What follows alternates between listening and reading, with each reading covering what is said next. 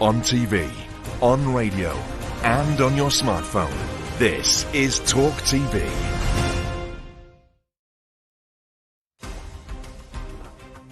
I'm Jeremy Kyle on Piers, Morgan Uncensored, and coming up on tonight's programme.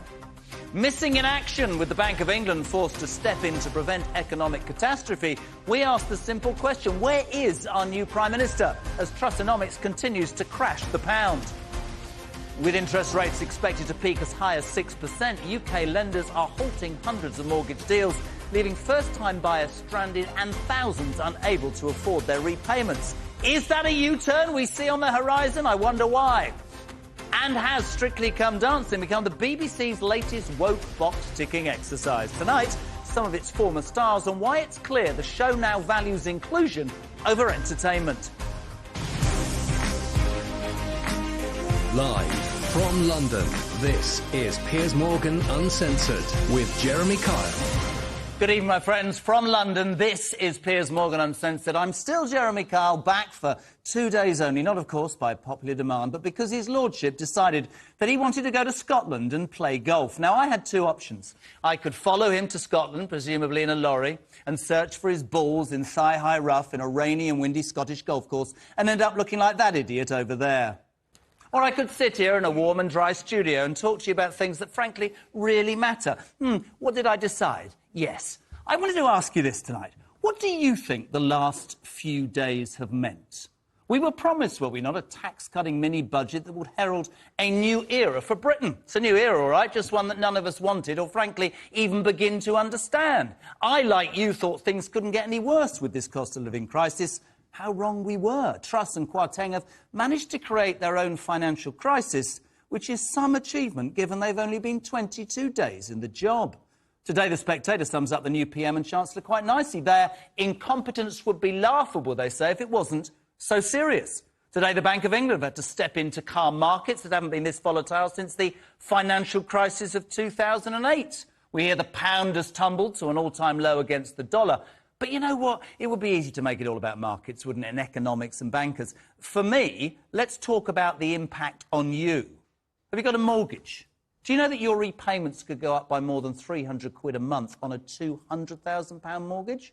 Maybe you're renting because you can't afford to get on the ladder. Payments will then rise as well because landlords will struggle to absorb sky-high mortgage costs. Add into that pensions, petrol, food, energy, everything, right? Nobody, it seems, will be immune from this almighty cock-up. Tory MPs, we hear, already, after 22 days, putting in letters of no confidence in Truss. And who can blame them? And best of all, Labour rubbing their hands with glee. If they had planned this, they couldn't have done a better job themselves. They will, from what we hear, they could march to power quietly, right, without even saying anything. But whatever happens, my friends, one thing is for sure. It will be you, it will be me, it will be all of us who will be paying the price. So, we're going to start tonight. It's the first time in a while. It's a warm welcome to Jez's Journos, my good friend. It says here, Talk TV legend, Richard Tice. Richard, good evening. Political commentator Marina Perkis, 12 days from giving birth, but still proving she is desperate to be with me. And the Daily Mirror's associate editor, Kevin Maguire. Been a while. How are we? Yeah, very well, very well. You know. Are you all right? I'm absolutely fine. 12 days. We're raring to go. The boys and I are quite worried.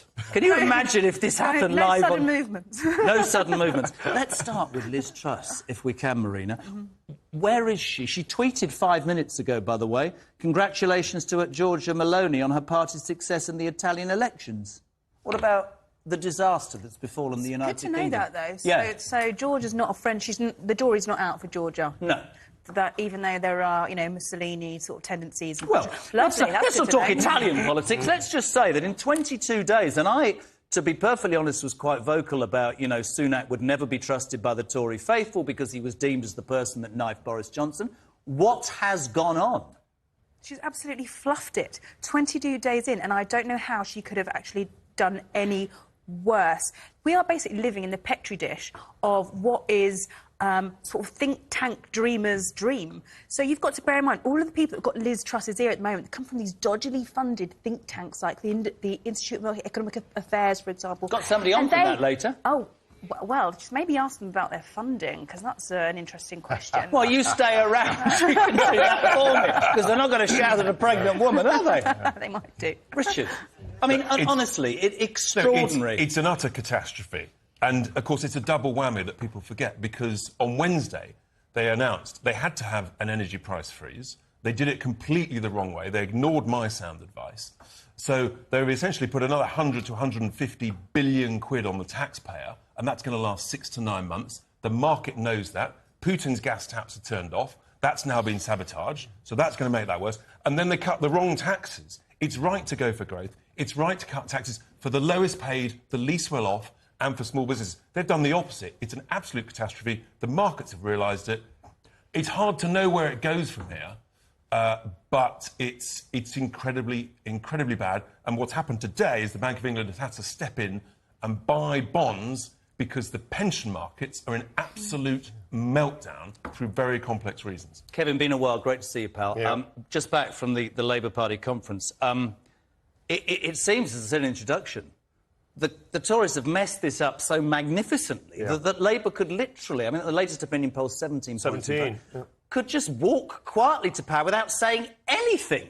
They can't believe their luck. In truth, and for Labour to win, the Tories, the Conservatives, the government has to do badly, and it is just screwed up massively. And a strong, confident leader will be out now explaining what they did, trying to reassure the markets. But Liz Truss is probably locked in her bedroom with the curtains closed, just hiding away. It's absolutely incredible. She is not out fronting this crisis. And, you know, we had all the Boris stuff, right? A senior Tory said today, I thought that Boris Johnson's government was a catastrophe. The first 22 days are the worst ever. This just in from the government. The government is preparing plans for major cost-cutting across all departments to help balance the budget. I thought we were going to spend billions more on the armed forces and stuff. But if they'd said that on Friday, the markets would actually have understood it. And look, there's loads of wasteful government spending that should be cut. That's the way. Look, every household is looking at the budget and say, I need to save 5 quid and 100. If the government did the same to every manager of every department, you save 50 billion quid. Sorry, Richard, I'm sorry. We're about to have this bonfire of EU regulations. What Excellent. Do you think? What Good do you news. think? I know you're a fan, but what do you think that's going to do for Whitehall resource?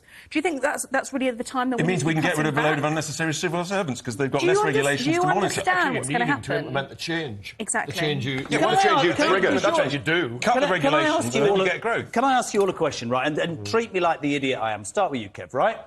So the basis of what they did last week was to infuse, be it bankers or successful business people in the major financial cities of this country to come here, make money, and that would trickle down. Not something that was going to happen overnight, right? What they did was they cut tax on anybody owning over, I think it was 155 grand. Yeah. Did nobody go, on a serious note, and I suppose, you know, in the past you'd say, is he a Conservative? Probably. Did nobody go, hold on a minute, the people, the jams, the just about managing, those people who are really, really struggling, how in the name of God are these people in the middle of a crisis that they can't afford to pay almost anything, how are they going to react to the fact that the richest are getting tax cuts and we're not? I don't get that. Yeah, no, it's political suicide, undoubtedly. They did not think it through, but it's driven by dogma. They want, and actually, this is where Brexit was always intended to lead for them, to reduce the size of the state, to have lots of deregulation and cut tax on the very richest. Well, you do that, people are going to say it's fundamentally unfair. But the way they did it, they're increasing spending, reducing taxes. The sums don't add up. It's not a magic money tree. It's a whole forest of them that have given a shake. So you can see why the rest of the world is saying this is crazy. The reason I agree with him, Richard, and you surprised I'm saying that, is you can't expect the majority of working-class people on lower wages to understand a government that says we're cutting the... God, I sound like a socialist. Cutting the taxes of the richest. It doesn't make it is suicide. And I agree with you. It's worse than that, because the personal tax thresholds, right, at 12.5 grand are frozen. You've got, give or take, 10% inflation. So it's worse. The poor are getting poorer, the low-paid are getting less well off, and the rich are getting richer. I mean, it is political suicide. Also, this has all been done in the name of growth, right, and stimulating the economy. What do you think? So, for example, I've got people in my family that are going to benefit from this cut.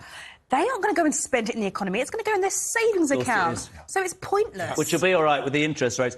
Graham Brady, allegedly today, already receiving letters of no confidence. Boris Johnson must be sitting wherever he sat, thinking, ha, ha, ha. I mean, honestly, really? Strong and stable, strong and stable. What are we going to be on now as well? So Kwasi Kwarteng is apparently toast. That's what a Tory minister has been saying. Yeah. So that's going to be our 5th Chancellor of the Exchequer. Does Sunak get the job?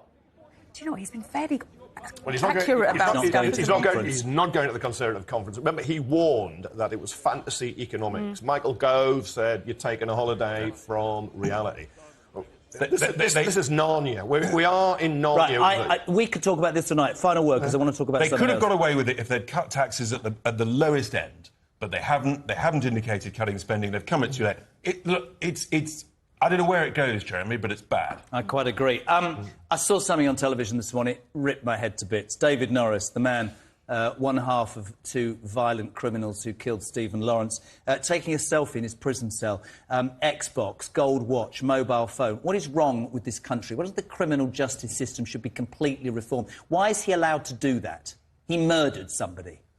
It's truly sickening. It's appalling. How does it happen? We've no idea. How do they get this stuff into prisons? Is it corruption? Is it incompetence? But, you know, apparently he's up for parole in 2026, I think it is. Hopefully that gets completely scrapped. And, yeah, as you say, I mean, there's something fundamentally wrong with our justice system when people like that can behave in the way that they have to. He's not allowed to have the phone, but he's somehow got it now. They can be smuggled Laughing in. at us, Kev. Well, yeah. Laughing Well, at us. you think of poor Doreen Lawrence, whose son was murdered, and there is this guy taking selfies, sending it to his mate, saying, "I'll be out in 2." Is what you're saying. Well, he should not be out in 2. He even said he hasn't lost a wink of sleep or something along those lines. I wouldn't let him about out that. at all. Amal Rajan research for documentary Are BBC Newsreaders Too Posh? BBC research found that 70% of newsreaders across the BBC, ITV, Channel 4 and Sky News speak with posh, received pronunciation, the poshest accent, compared with 10% of the rest of the population. Let's have a look at this. Good evening and welcome to the BBC News at 6. This is BBC News with the latest headlines. Good evening and welcome to the BBC News at 6. This is BBC News. These are the latest headlines in the UK and around the world. Good evening and welcome to the BBC News at 6. And this is Talk TV, me old Richard, really? Richard, have you got a job coaching all these? Come on, it's ridiculous. But the most ridiculous thing is that they've got enough time and money and resources to waste time. What, the British Bloated Corporate? Ridiculous, No man. one I'd say cares. something. They I shouldn't think- be wasting their money on this I lately. think it's because people in this country are deferential to people with posh accents and they believe them. Look at the stuff that he comes out with and people believe him because he's got a posh accent. Because I'm You've right. got a That's posh why people accent. Are leave. you joking? I'm working class. No, you're joking, I'm working class. This is my telephone voice. Your telephone, it's a visual voice. You mean you're afraid? But look, the BBC in particular should reflect the country that pays the licence fee. Pays the licence fee. We should have Brummies on, we should have Geordies on. All right, people from mate, welcome Cornish. to the news. Well, All mate, I'd rather hear that than a load of poshies. It's true. The BBC, listen, I bash the BBC every single day. I think you're quite right. Let's sum it up. They get their money without having to justify it with audience figures or anything at all. And frankly, at the end of the day, you're right. We're spending hundreds of thousands of pounds on doing research into apparently the fact that people shouldn't be so posh. Hang on, it costs next to nothing. But No, it doesn't. you've got to know who you're recruiting to therefore broaden it out. If you're getting too many of the wrong Try telling types- that's the RAF. It's massive value for money if you consider what you get from the great. BBC. Are you joking? Are you joking? Rubbish, man. You Well, I won't want have the me- choice. I mean, you know, I want to BBC, decide... British I want to decide Bloated whether or not I Corporate. waste- Do I sound bitter and twisted? Right, more from all of you later. I'm going to attempt to do this link as a BBC person. Coming up tonight, my friends, has the housing market become the latest victim of Trussonomics? And is the king above the law? What's wrong with me? As Scotland Yard steps up its investigation into the cash for honours scandal embroiling our new king, will the police question the monarch? We're coming right back in 3. Don't go anywhere.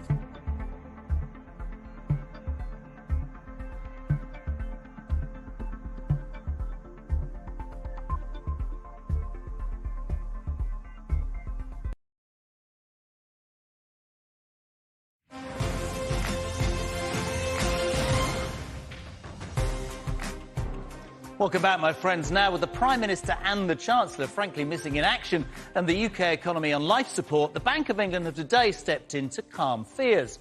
But spare a thought for those trying to get a mortgage as the housing market becomes, frankly, the latest victim of trustonomics. Now, looking at this, right, interest rates could peak as high as 6% this time next year, and that will, in real terms, add hundreds of pounds to monthly mortgage repayment. Now, at the same time, nearly 400,000 households will be coming to the end of their fixed-rate mortgages. And if you're a first-time buyer trying to get on this property ladder, it's going to become virtually impossible to find a mortgage as a growing list of banks and building societies pull products from the market.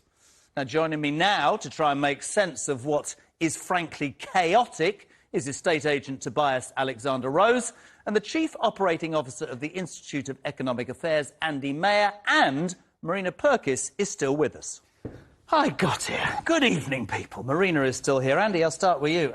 You're from the Institute of Economic Affairs, a right-wing think tank that presumably supports what can only be described as a political, well, somebody said a political suicide. What the heck is going on, man? I don't understand it. In real terms, can I just make it very simple, right? You're letting people on more money off tax, and you're not looking after the people who are struggling in a cost of living crisis. And I would probably be a small Conservative. Can you explain to me how you expect the British public to swallow that pill? Because I don't understand. So, few errors there. The IEA's free market, which includes views on the left and the right. Right. But you support this government policy, right? Not the entirety of it, no. The first thing that happened with this government package was the energy price guarantee. And we immediately issued a strong note of concern that this was unfunded borrowing. But you support the tax cuts? So we support two things in the budget. One is cutting taxes, not necessarily all of the individual taxes and the way they've been done, but also the supply-side reforms, which, to be clear, is really important stuff, like reducing planning regulations that are stopping young people getting on the housing market. You support the 45% tax cut? In terms of it being on its own, no. In terms of it being bringing the tax level back down to where Labour had it for the entirety of their time in office bar the last year, it's not an unreasonable thing to do, but the timing of it seems to be misjudged. When you say it's not an unreasonable thing to do, and Marina will take a breath because she's 12 days from giving birth and I'm slightly worried about the whole thing, do you imagine that what I would call normal working-class people, people who are struggling to put food on the table when they've paid all the bills, they're not on universal credit, they're not on benefits, they're jams, just about managing, right? Do you honestly imagine that they are going to look at this and think, this government gives a damn about us? Because I understand about let the money trickle down, but short-term, this is the point, Andy, I don't think people get. People are really struggling, and they don't think this government has got a clue. So, one thing the government could have done, which we thought they were going to do, but they didn't, was cut VAT, which would have helped a lot more people. Another thing they could have done was reverse this freeze and allowances that Rishi Sunak brought in, which would then have helped everybody. The income tax cut does help most people, particularly those on lower incomes. The changes to national insurance, as in not raising them, that should help more people as well. So the distributional impact has been exaggerated by the one big mistake they made on the 45p rate. But across the board, they were trying to do that, and we would expect to see more of that in the November the 23rd statement. If people get to November, Tobias, you're an estate agent. Just explain in real terms, I was saying it earlier, how difficult, you've seen in that introduction all these mortgage companies that are pulling mortgages, buy-to-let gone, first-time buyers, almost impossible. How difficult is it now for people to get on that property ladder? The thing that's unfortunate is that you've obviously got the stamp duty cuts, right? So that's to incentivise more people to the market, but nobody can get mortgages. Right? And so what is going to make that difficult is that that's now going to filter down to the tenants. These varying mortgage rates are going to be passed on to the tenants from the landlords and make their lives difficult. So people that are trying to get onto the market are going to be faced with difficulties. They were given an advantage with the stamp duty cuts, but almost a double-edged sword with the mortgage rates. All right? So it's now increasingly more difficult for locals to be able to purchase. I mean, we've seen how the pound is faring against the euro and the dollar. So this is going to incentivise overseas property buyers to come in. And it's just not going to be fair for people that are based here. Marina, we'd probably disagree politically in the past, but I'm so wound up about what seems to be badly thought. I find myself 22 days in thinking whether this lady is up to being the Prime Minister of the United Kingdom. She's absolutely not. And what we've seen with Liz Truss is she is she is basically the puppet to puppet masters. And at the moment, she is, if you look at the people she's installing in her government, who are ERG, who are all these people that are linked to these think tanks like yours, and there have been, am I wrong, there have been question marks over your funding and the motivations behind your philosophies. This is who Liz Truss is now listening to. And this is, sadly, where we are ending up. Are you a puppet master? So the people who fund us are free marketeers. I mean, people who support free market ideas fund free market think tanks. Are there not links to fossil fuel industries? There are links between large corporations and think tanks across the spectrum. In fact, I used to fund think tanks, including left-wing think tanks, when I was in the sector. Why might a fossil fuel fund the IEA? What are they expecting in return? When I used to fund the IPPR, which is effectively the counterpoint to the IEA on the centre-left, what we used to do was I'm talking about what you're doing now, the IEA, which is the one that's got the massive question mark. I'm sure you don't want to talk about how think tanks actually work. No, because I know there are some really good ones, and those are the ones that are very clear and transparent about their funding. The IEA has been called opaque in its funding because of its links, and it's very suspicious. And the fact is, you are very much. You just told me you know who funds us, and now you're saying we're opaque. But it's got to be one or the other. There are links. Do you think your advice from the IEA, or part of your advice, because you said there are only certain things you agree with, do you understand the damage that top-rate tax cut is going to make to people's lives? This government's success is going to be based on this. There are many people saying the Tories have blown it after 12 years and Labour is quietly marching to power. That's what we want to know. Rather than you saying, we didn't say that, we didn't say... A lot of you believe that these tax cuts, they are not helping the people who need it. That's my problem, Andy. Do you agree with me there? So I agree with you to the extent that the government has made a complete hash of the communication of what they're trying to do. So it doesn't harm people to cut taxes. So you agree with the substance? Do you think they didn't describe it very well? It doesn't harm people to cut taxes, Jeremy. It harms people if the government hasn't done enough to help people across the board. How would you have helped people across the board, then? I think I mentioned two ways earlier. One was have been lifting the allowances, which have helped everybody, and the other would have been cutting VAT. Tobias, what does... Sorry, very quickly a minute. Tobias, what does the estate agency business, the housing market, what does it need from this government? It needs people looked after. You know, everything is increasing. Mortgage rates, cost of living, rents. You know, you're going to find a lot of people that are having to shack up together, moving back home. They're not going to be able to afford their rents. They're saying that house prices could drop by 10% in a year. This is something that's being speculated, you know. But I actually don't want to sit here every night and think, oh, my God, oh, my God. But it was hard enough during the summer talking about the cost of living crisis. This is getting worse, isn't it? It is getting worse, and if you look now at the amount of money that we're borrowing and the cost of borrowing, what it looks like, and we're going to hear about this in 8 weeks because the government have been forced into revealing how they're going to fund all this borrowing, it's going to come from welfare cutbacks, and it's going to come from cuts to services like the NHS. Like, can you believe that is what we're going to be doing at this time when we should be investing? And again, Andy, am I wrong? This is part of your philosophy, IEA. It is all about small state. It's all about not putting money into the services, not putting money into welfare. So this is like your dream come true. So on the health service, for example, which is the main example, one of the biggest areas of public spending, the view of the free marketeers is not that you put less money into health. You just people put more of their own money into health as a mixed service like you have across the whole of continental Europe, not the US system, which is far less equitable. Do you think this is the end of the Tory government? I don't know. I mean, it's very early days. It's clearly an enormous blow to their morale to have this number of crises impact them so soon into the new administration. But it is part of a 2-year period, so who knows what it's going to be like in 2 years' time. I mean, you can say one thing about her. I thought she might spend 2 years buttering up to the British electorate in an attempt to get re-elected. I would think in 22 days she's managed to turn most people against her. I sit here thinking Boris Johnson didn't do such a bad job, did he? She's laughing now. Well, Boris Johnson obviously didn't lose his position as a result of the economic circumstances. He lost it as a result of the personal decisions he took during the pandemic. And that's an entirely different matter. But the big issue in the Tory leadership election was Rishi Sunak saying, I'm going to raise taxes, versus Liz Truss saying, I'm going to cut them, and that's what she's done. That was a decision that was taken. You need the government to help for your industry, Marina. Do you think there's any way back for the Tories, just to finish quickly? I really don't think so. I really hope not. I think people are starting to see them for what they are, which is they're basically now a cabal. They have become more and more incompetent, and we are just left with this little cesspit of talentless people who are just protecting the interests of the 0.01%, and people are seeing through it now. Something must be happening to me. I might be agreeing with you. Thank you all very much indeed. Andy, Tobias, Marina, thank you. And coming up next, after 2 men were arrested as part of a cash for honours scandal involving our new king, we ask, Is he above the law? And has Strictly Come Dancing become a massive tick-boxing... But I can't say that. I tried all day. Tick-boxing exercise. It's very difficult, that. For the BBC, don't get excited. You might have a baby. I'll be debating if it has become so woke it's unwatchable next on Piers Morgan Uncensored. We're coming right back.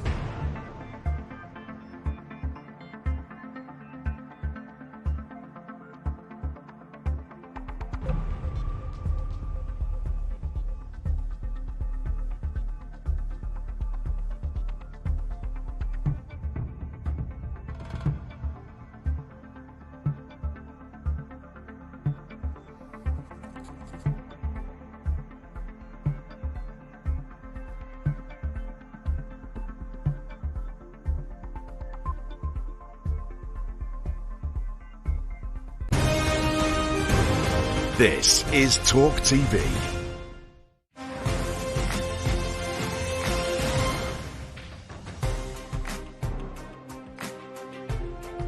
Welcome back to Piers Morgan Uncensored. I'm Jeremy Kyle. Now, as King Charles takes up his new role, new details are coming to light about his managerial style as Prince of Wales. Apparently, we read today, he's a tough boss with a proper temper and would phone staff at odd hours to perform tasks such as sourcing an orchid that tickled his fancy.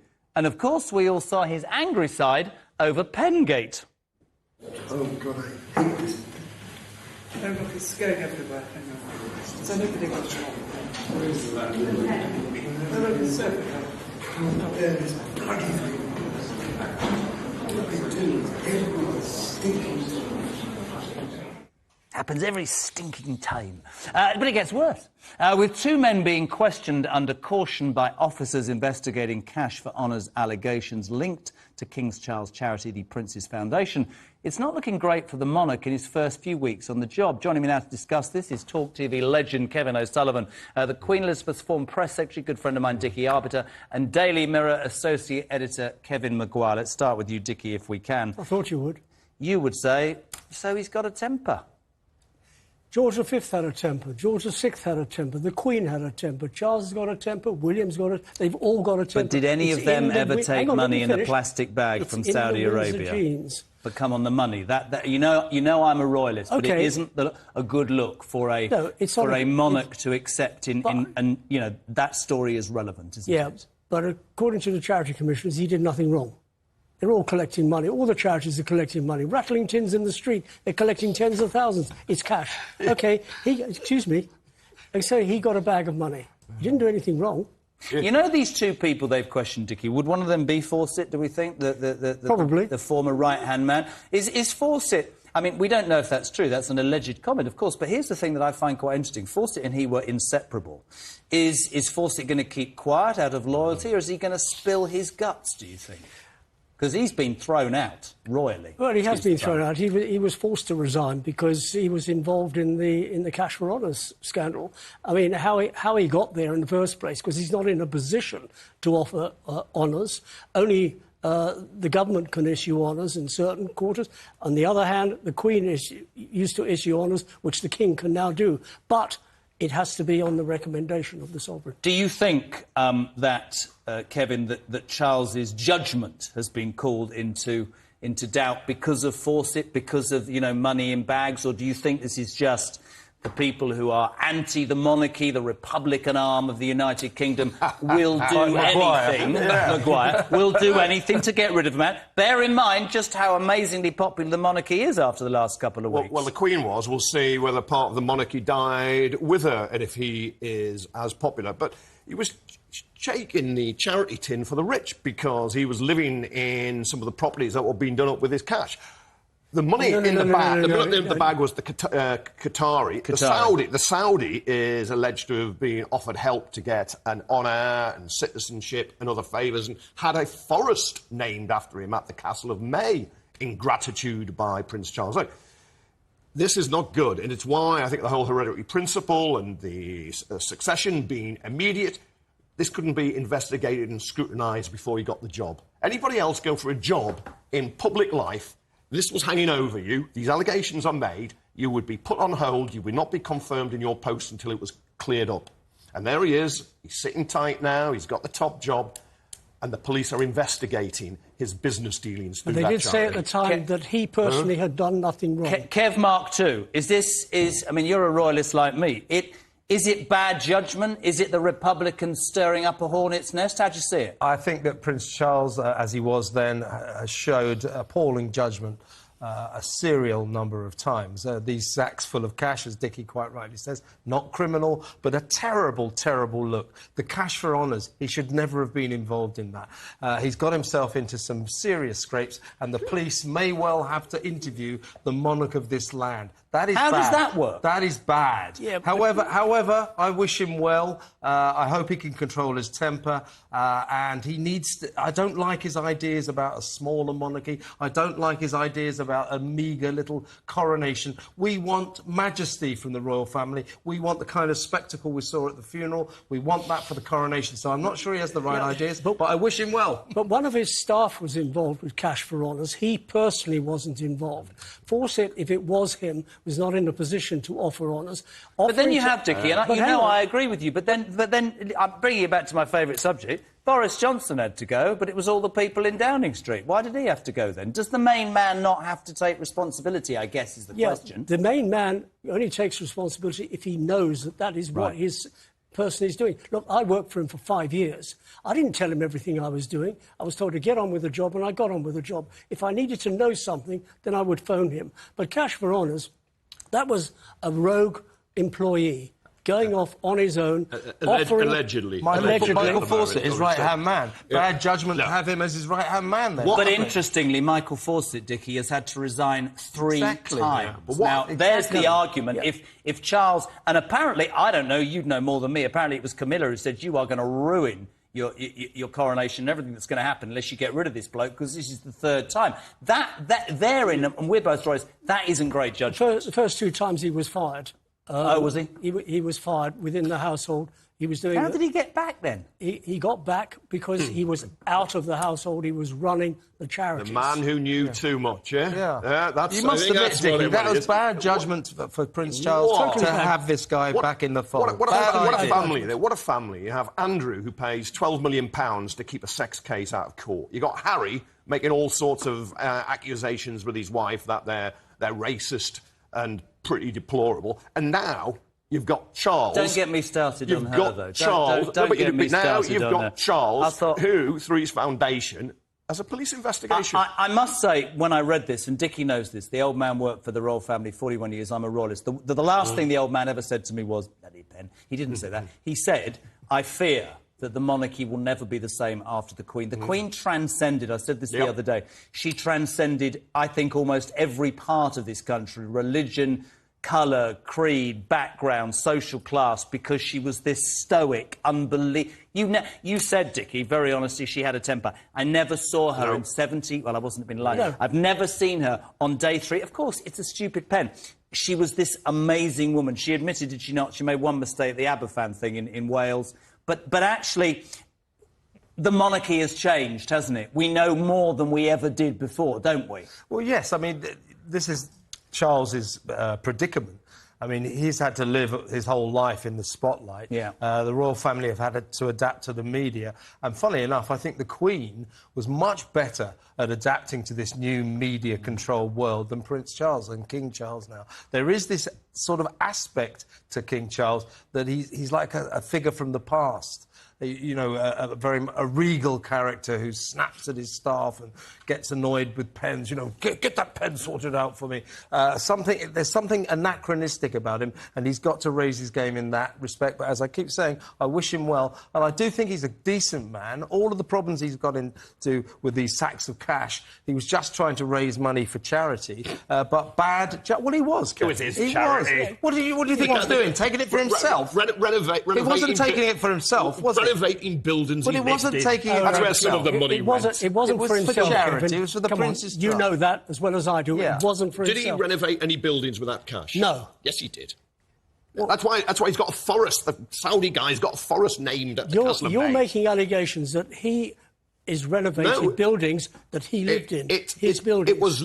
If you're really posh and you've got a load of money and you can tap people up, you can have foundations and you can say this building is in a foundation. Most of us just buy our homes and we own them, and that not is anymore with the mortgage rates. That's rather true. You'll be protected. We can't sell our houses. We can't buy a house. We can't rent anywhere. But I think, Jeremy, you'll find that he's protected from all that. Why are you so anti the monarchy? For instance, why are you so anti the monarchy? He's always been anti. He doesn't even pay inheritance tax. Hold on a second. On the fortune. When you saw the outpouring of grief, when you saw the British public do what they did, right? Yeah. Does that not make you think that the British public support the monarchy? Serious question. They supported the Queen, certainly, unquestionably, because Did you watch the funeral? They could. No, I didn't. I caught the end of it in St George's Chapel. But I thought the queue was impressive, and people wanted to pay when their he arrived, and I'm a respectful Republican, so I wasn't going to kick off. When he arrived at Buckingham Palace, first time, there was applause for him, there was cheers for him. He went in on a walkabout.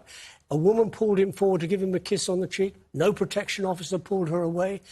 The people enjoyed it. He stopped his car the following day in the Mall, did an impromptu walkabout. But the people who went hit the ground running. The people who went are his supporters. It's like saying you can't say, Kevin, you can't say a footballer will be praised in their own say, Kevin, that the initial teams. signs aren't that the public support King Charles, because they just do. And he's played a blinder ever since he took over. Let's watch the scrutiny involving the people, as you said, Dickie. Very interesting. Listen, any monarch nowadays, I suspect you're right, the accountability and the scrutiny is far greater than the Queen. I don't think anybody will ever follow the Queen. I think it's like trying to follow... This is a ridiculous analogy, forgive me. How do you follow Sir Alex Ferguson at Manchester United? It's just not possible, was it? I think the Queen transcended everything. And give Charles a chance. I think that's what we're saying. Agreed. Fantastic. Thank you, gentlemen. Right, next tonight, here's a question for you. Has Strictly Come Dancing become so woke it's unwatchable? I'm debating that. Whether that show is all about inclusion and no more is it about entertainment. We're coming right back in 3. Don't go anywhere.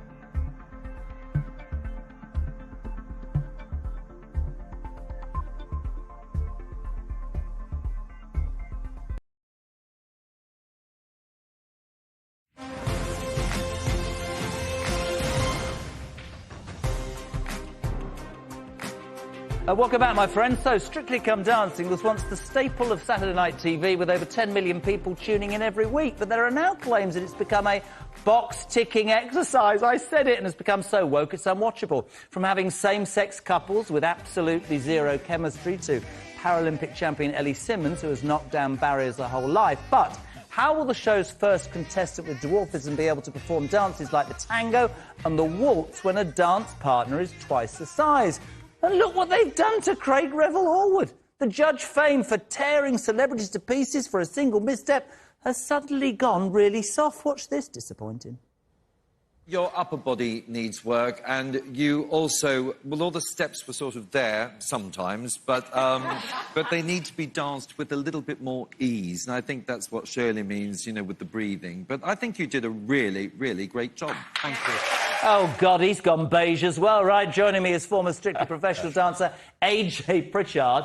Apparently he's older than his brother Curtis, who dances the Irish version of the show. And Talk TV legend Kev, who's obsessed with Strictly. Oh, I love Strictly. Right, let's start with an admission, and I don't want anybody to think badly of me. I've never seen one. I feel badly. Why? Now, because it's an awesome show. It's so... Did he win it? Core... No, he's a serial semi-finalist, to be fair. But it's a core programme for the British community. Everybody loves it, and it's across the world now. It's franchised over to 50 different countries now. It's so you were on the English one, right? Yes. And you weren't? I was on the Irish version, So that's not as good as the English one, is it? It's a smaller base watching it, so you could say that in viewing figures terms. Kev, has it gone woke? Well, I used to have to watch Strictly every week because in another life I was a TV critic. You used to have to watch it. No, you had to. That was my job. And you didn't have a little bit of enjoyment in there? Of it. The point is, I respect the fact it was a great show that millions of people absolutely loved. And the BBC have turned it into a sort of woke fest with single-sex couples. We've got Ellie now with dwarfism. They're very proud of that. Now, that's fine. BBC want to do that? Fine. See, I don't know. But they should ask themselves, is that what the audience want? Because in my day, when I used to have to watch it, the launch show would get 15 million. This launch show just now got just over 6 million. See, it's not because... So the audience seem to be saying no. Here's the question. Here's the question, and I will bash the BBC every single day of my life. Here's what I'm going to say to you. What he's trying to say is this. Have they taken a programme that appealed to everybody across every social barrier, right, and gone, oh, it's really important we don't upset them and we promote this and promote that? Are the BBC doing what the BBC are great at, in telling us all what we should think and what's right and what's wrong, rather than just letting us watch a programme? I think you hit the nail on the head. You said they're proud of it. They're proud to show the diversity. They're proud to be inclusive. And I think that's a really positive thing this day and age. Yeah, but because but if they didn't do that, at the end of the day, I think more we wouldn't be happy. The popularity has dropped because they're getting rid of the core pros. No, they're not. Popularity's dropped because people are watching talk television. But the core pros have gone, and they had the biggest fan base. They became bigger than the celebrities. Maybe, but there's on also there. a problem with the recognition factor of the celebrities in this series. I mean, I haven't heard of hardly any of them, so there's a problem with that. I take your point about the pro dancers. We've lost a lot of the famous ones there. But Alison Pearson got it right. She said, you know, that she still sort of enjoys the show, but she dates back to when it wasn't like this. And she said that watching Strictly now... Oh, somebody's... Sorry, I do apologise. That's really embarrassing. Always have your phone. That's very professional. But the thing is with Strictly, can I just say it wasn't Strictly answered? They've never asked me. They were calling up ready. Spandex me? I don't think so. I think you would bring more of the viewers back, that's for sure. It's a format that people know. We're British, we like and we know what we like. But They sit down and watch TV because they know what they're going to get. It's brilliant. Yeah, but this is different to what they used to get. And it's getting smaller audiences, much smaller audiences. Why? Alison Pearson in the Telegraph put it perfectly. She said, it's like being smashed over the head with a woke mallet. And the question is, I have no problem. Good luck to the same-sex couples. Really good luck to Ellie. And good luck to the BBC if that's what they want to do. But there's an old phrase, go woke and you go broke. It's the change of the dances. They need to keep the dances traditional. This is what they need to do. We love ballroom and Latin dances. Strictly Come Dancing we're very proud of that in Britain. That's what we Waltz, stand tango, for. foxtrot, Viennese waltz, quick step, cha, samba, rumba, paso, jive. Wow. Traditional dance is what we love. We've added in street dance, all of these other things. And I think this is what the core audience don't like about it. Not because this is like McDonald's, the show is. It's a perfect recipe. They don't need to change it. Yeah. They can change the burgers. But with respect, that is exactly what he's saying. They have taken something that's worked as long as it's worked for, are they now trying to make it... It still continues to work. Politically it's correct. Not working. The viewing audience, you can't say it. Is it? The audience is significantly Everything is not working smaller. numerically. My Instagram's not working numerically. When you put so much content out there, so many streaming services, so many different new TV shows, you're going to spread it across other people. Like, it's not going to be exactly the same. At the end of the day, it's an audience that builds throughout the year. When it gets to Blackpool, when it gets to the final, you're going to have that audience who come back around. The winter's coming in, it's setting in. You never get an awesome, like, ratings straight away. These shows build because you find people that you start to enjoy. You don't know some of the people on there. You've quite clearly said that. But people want to know people, want to intrigue. What makes them... It'd be nice if they knew them in the first place. It is supposed to be a celebrity dance. I agree with you there on one point, but definitely, you don't know everybody. We all come from different backgrounds. We have different interests. We watch different TV shows. So why not bring it all together and make it a positive thing at the end? What about the other point? The point is, we'll go around in circles. The point is,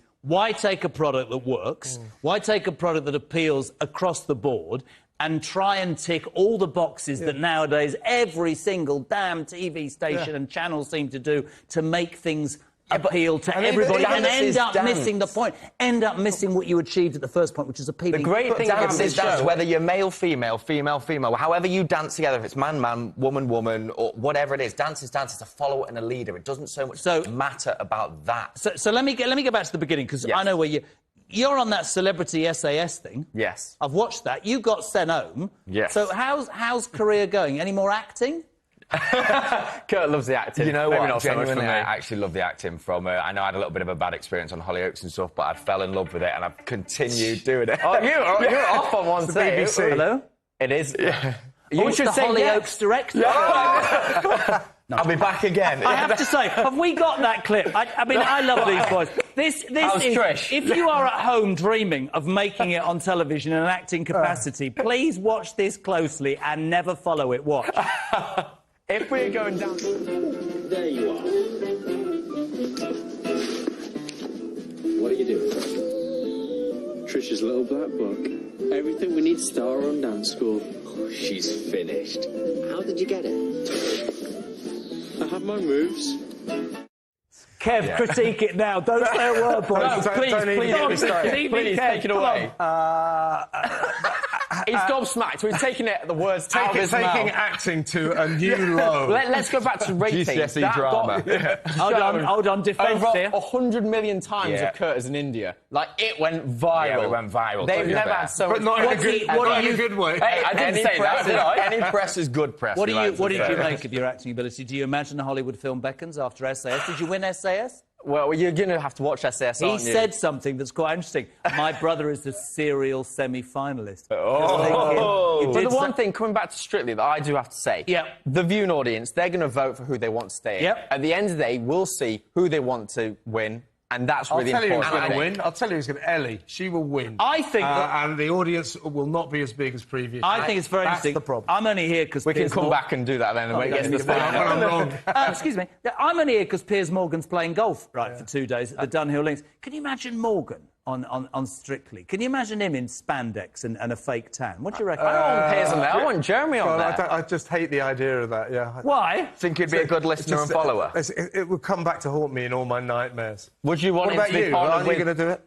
Giovanni? That was them on the phone, right? I wouldn't do that, but I'm thinking, would you be in a same-sex dance with Giovanni? Because I have to say something. He looks as uncomfortable as anything, Giovanni. There's not a lot of chemistry there, is there? Not in that really. scenario, I don't think they'd put two pros together. I think they'd win the show. It's kind of the scenario that I'd be put in. Who's the best pro ever to have danced on Strictly Come Dancing? I'm going to have to say on Strictly, it was possibly you, AJ. I will back you up. I'll take that, Kurt. All I'm going to say is and Latin. You did go on there and you got the most followers, the most talked about, the most fame instantly from it. Do you want to talk about how this has impacted on your life, the fact that your brother seems to beat you at everything?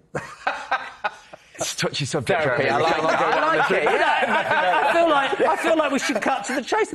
My wife and I were watching the SAS and I went, oh, bless him, he's been sent home. To be fair, I do people please a lot and I like to help a lot of people. So I think I shot myself in my foot in the SAS. I thought you were very, very nice. I thought you looked really smug, by the way, to be honest. When your brother went, are you really upset? Well, you know, not really. No, I was upset. They edited the part when I was crying and said goodbye. Listen, I am not going to waltz out of here because I can't dance. And absolutely absolute pleasure. Kev, thank you so much. You're welcome. And the Pritchard brothers, the gold medalist and the also-ran. I'm only Thank you, I'll take the gold medal. It's okay. And good luck with everything. Thank you so much indeed, by the way. So just to repeat, only here because Piers Morgan's playing golf. Back to... Oh, it's not funny. Apparently he played 5 holes this morning and fell down 3 of them. That's it from me. Whatever you're up to, make sure it's uncensored. Have a great night. We're back here tomorrow night from 8. Ta-ra!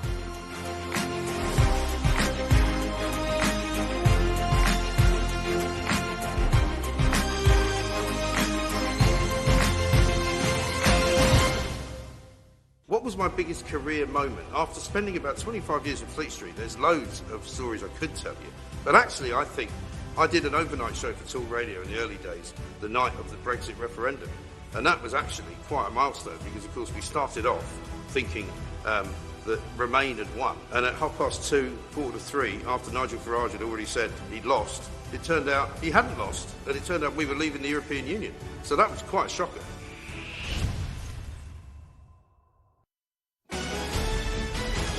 This is Talk TV News. Good evening, I'm Zora Suleiman. Liz Truss says she's standing by the Chancellor after his mini-budget saw the Bank of England take drastic steps to stabilise the economy. The bank says it stepped in to stave off what it called material risk to the UK's financial stability, amid reports pension funds could have collapsed today without the bank's intervention. Well, it comes as the Labour leader Sir Keir Starmer told Talk TV that Parliament should be recalled because the government has lost control of the economy. Danish authorities say they expect the Nord Stream 1 and 2 pipelines, which supply gas to Europe, to be empty by Sunday. They've been badly damaged in what's widely thought to be Russian sabotage. Well, that's all for now. We'll have more after the talk.